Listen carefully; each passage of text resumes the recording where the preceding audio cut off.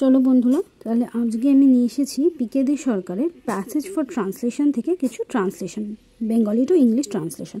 সামনে এসছে clerkship men's, তো সেখানে তো ট্রান্সলেশন থাকবেই।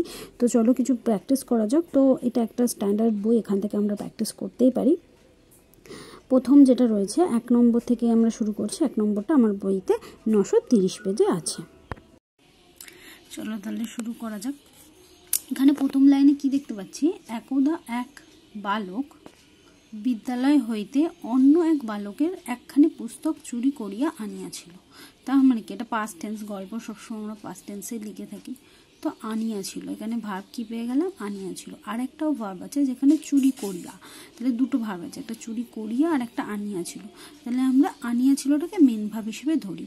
তো ওয়ান্স আ বয়, একদা মানে কি ওয়ান্স আ বয়, একটা বালক, আ বয়, তাহলে আনিয়াছিল। তাহলে আমরা কি জানি ইংরাজি বাক্যে কি হয়, subject plus verb plus object. তাহলে ভার্ব দিতে হবে বট আ বুক, একটা বই আনিয়াছিল কি করে, স্টিলিং ফ্রম আনাদার বয়, মানে চুরি করে অন্য একটা ছেলে থেকে, ফ্রম আনাদার বয়, অন্য একটা বয় থেকে। কোথা থেকে, স্কুল থেকে, এই যে বিদ্যালয় হইতে, তাহলে ফ্রম স্কুল।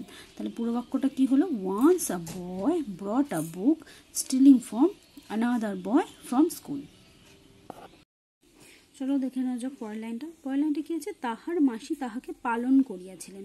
তাহলে পালন করিয়েছিলেন মানে ব্রিং আপ হতে পারে বা রিয়ার্ড হতে পারে। তাহলে হিজ আন্ট বট, করিয়াছিলেন পাস্ট টেন্স, ওই জন্য ব্রট হিম আপ বা রিয়ার্ড হিমও আমরা করতে পারি।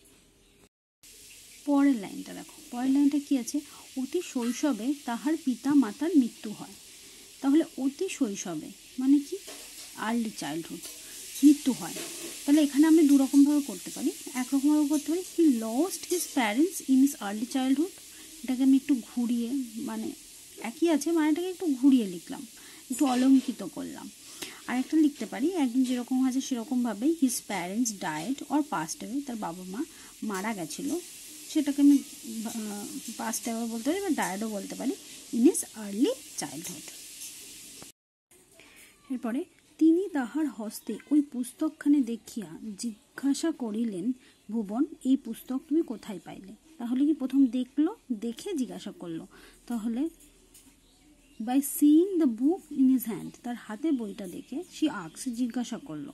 কি জিজ্ঞাসা করলো, ভুবন ইনভার্টেড কমার মধ্যে, ভুবন কোথা থেকে তুমি পুস্তকটা পেয়েছো। তাহলে where did you get this book, তাহলে ডিড দিয়ে দিয়েছি, ওই জন্য গেট করলাম এখানে প্রেজেন্ট টেন্স। আর একটাও আমি লিখতে পারতাম এখানে, শি আস্কড ভুবন, তারপর ইনভাইটেড কমা দিয়ে where did you get this book, এই দুটোই আমি করতে পারতাম। যেহেতু ভুবনকে বলছে তাহলে আস্কড ভুবন বলে আর অ্যাড্রেস করার দরকার ছিল না, এটাও করতে পারতাম, বা অ্যাড্রেস করে Bhuban where did you get this বুকও করতে পারতাম।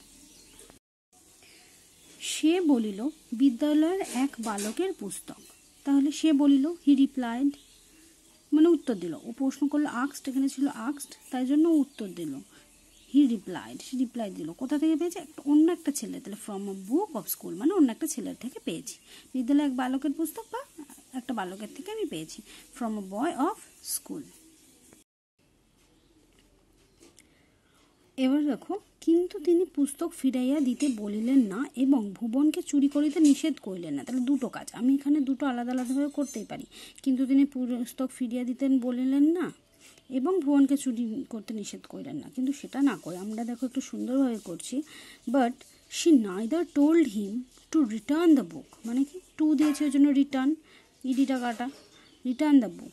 তাহলে শি নাইদার, মানে দুটো কাজ যখন কোনোটাই করা হয় না তখন আমরা নাইদার নর দিয়ে করি। তাহলে she neither told him to return the book, সে বারণ তো করলেন না, নর ফরবেড হিম, বারণ করা মানে আমরা কি জানি, ফরবিড। তো ফরবিডেরই past form, forbade him to steal, এবং চুরি করতে সে বারণও করিলেন না।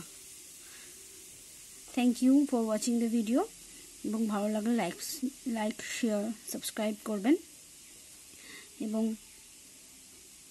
অন্য ভিডিওগুলো চাইলে কমেন্ট করবেন। এবার দেখেন, মাছি বুঝিতে পারিলেন ভুবন ওই পুস্তকখানি চুরি করিয়াছে। তাহলে মাসি বুঝতে পারলেন, এখানে দেখো আন্ডারস্ট্যান্ড মানে বুঝতে পারা, কিন্তু যখন স্ট্রংলি কোনো কিছু বুঝতে পারে তখন রিয়েলাইজ হয়। তাহলে হিজ আন্ট রিয়েলাইজ দ্যাট, তার আন্ট বুঝতে পারলেন যে, পাস্ট টেন্স বুঝতে পারলেন যে, কি বুঝতে পারলেন যে ভুবন হ্যাড স্টোলেন দ্য বুক, ভুবন বইটাকে চুরি করিয়াছে। তাহলে এটা কি হবে, হ্যাড স্টোলেন দ্য বুক, ভুবন বইটা চুরি করিয়েছে। ঠিক আছে।